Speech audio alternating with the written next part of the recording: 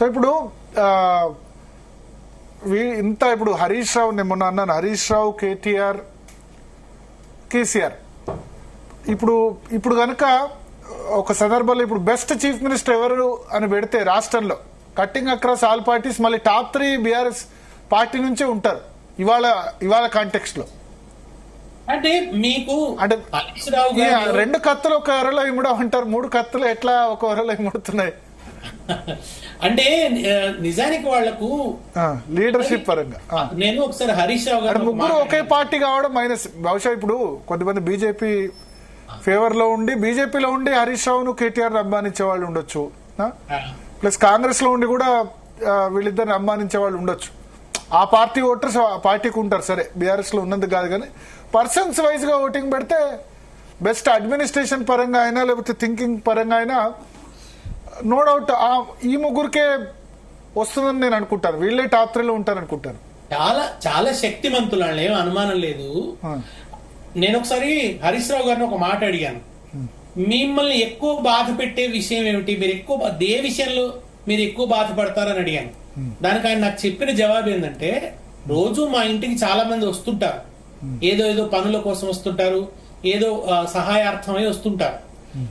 వచ్చినప్పుడు ఎప్పుడన్నా నేను వాళ్ళకి ఏమీ చెయ్యని నిస్సహాయతను ఎదుర్కొన్నప్పుడు, వాళ్ళు నిరాశతో వెనుగు తిరిగినప్పుడు అది నన్ను ఎక్కువ బాధిస్తుంది అని చెప్పాడు. అది ఆయన వ్యక్తిత్వంలో ఇన్కల్కేట్ అయిన విలువ అది. మీరు చూడండి, అసలు ఉదయం లేస్తే ఎంత మందిని కలుస్తాడు ఆయన, వేల మందిని కలుస్తాడు. ఎంత ఓపిక అవసరం దానికి, ఎంత పేషెన్స్ అవసరం. అది ఒకరోజు కాదండి, ఎవ్రీ డే ఆయన జీవితం అది. ఒక బిజీ డాక్టర్ కు అవతల పేషెంట్లు ఎలా ఉంటారో అలా జనం నిలబడి ఉంటారు బారులు తీరి. అక్కడ ఆయన పిఏలు వాళ్ళంతా ఓపీ అని అంటారు, ఓపీ ఎంత అంటుంటారు వాళ్ళు, అట్లా నిక్ నేమ్ వాళ్ళు ఓపీ అని పెట్టుకున్నారు, డాక్టర్ లాగా. అట్లా అంతమంది ఉంటారు, అంతమందిని అడ్రస్ చేస్తారు. మళ్ళీ కొంచెం వ్యక్తిగతంగా మాట్లాడాల్సిన వాళ్ళతో మళ్ళీ కూర్చొని వ్యక్తిగతంగా మాట్లాడతారు. మళ్ళీ ఇటు పార్టీ ఇచ్చిన టాస్కులు పూర్తి చేస్తారు. మళ్ళీ అటు మామయ్య దగ్గరికి వెళ్ళి ఆయన దగ్గర చర్చ చేయాల్సిన, ఆయనకి ఇవ్వాల్సిన ఇన్పుట్స్, ఆయన తీసుకోవాల్సిన ఇన్పుట్స్, మళ్ళీ అప్పుడు అధికారంలో ఉంటే తన శాఖకు సంబంధించిన రివ్యూలు, లక్ష్యాలు, అది మళ్ళీ అంతే సమర్థవంతంగా చేస్తారు. అర్ధరాత్రి 12 దాకా ఆయన పనిచేస్తూనే ఉంటారు. కాన్స్టిట్యున్సీని మళ్ళీ మిగతా వాళ్ళందరి కాన్స్టిట్యున్సీల కన్నా అద్భుతంగా తీర్చిదిద్దాడు. చాలా మంది ఇప్పుడు ఆయన కాన్స్టిట్యున్సీకి నిధులు తీసిపోయాడు, ఇది చేశాడు, అది చేశాడు అంటారు కదా. ఇన్నేళ్ల బట్టి అనేక మంది వాళ్ళ కాన్స్టిట్యున్సీలను తీర్చిదిద్దుకుంటూనే వస్తున్నారు కదా. ఎవరు హరీష్ లాగా అభివృద్ధి ఎందుకు చేయలేకపోయారు, ఎవరు కేటీఆర్ లాగా ఎందుకు అభివృద్ధి చేయలేకపోయారు? వాళ్ళు ముఖ్యమంత్రులు అయ్యారు, వాళ్ళు మంత్రులు అయ్యారు. ఎక్కడ 10 ఏళ్ళు తెలంగాణ వచ్చిన తర్వాత 10 సంవత్సరాలు అధికారం బీఆర్ఎస్ ఉంది కదా, ఇప్పుడు 1.5 year అయింది. మీరు కాదు, మీరు అంతకుముందు 10 సంవత్సరాలు కాంగ్రెస్ అధికారంలో ఉన్నప్పుడే చెప్పండి. ఏ నాయకుడు తన కాన్స్టిట్యున్సీ అది రాజశేఖర రెడ్డి చేసుకున్నాడు పులివెందుల, అక్కడ చేసి ఉంటాడు. నేను అడిగి తెలంగాణ నాయకులలో చెప్పండి మీరు. అంటే తెలంగాణ నాయకులు మంత్రులే, ముఖ్యమంత్రులు కాదు, ప్లస్ అంత అధికారం కూడా లేదు. హరీష్ రావు ముఖ్యమంత్రి కాదు. తర్వాత ఇంకొకటి, హరీష్ రావు ప్రతిపక్షంలో ఉన్నప్పుడు కూడా సిద్దిపేట అభివృద్ధి చేశాడు.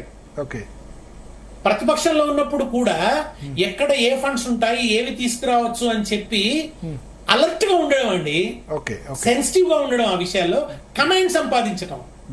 ప్రతిపక్షంలో ఉన్నప్పుడు పబ్లిక్ ను అడ్రస్ చేయడం, ఎస్పెషల్లీ ఇప్పుడు హరీష్ రావు మోడల్ అంటారు ఎమ్మెల్యేలు, కొద్దిమంది అంటారు, ఎవరు ఫోన్ చేసినా కాయిన్ బాక్స్ నుంచి ఫోన్ చేసినా ఫోన్ లిఫ్ట్ చేయడం. అప్పుడు ఫోన్ వచ్చిన కొత్తలో ఎమ్మెల్యే కాబట్టి, సెల్ ఫోన్ వచ్చిన కొత్తలో కాబట్టి.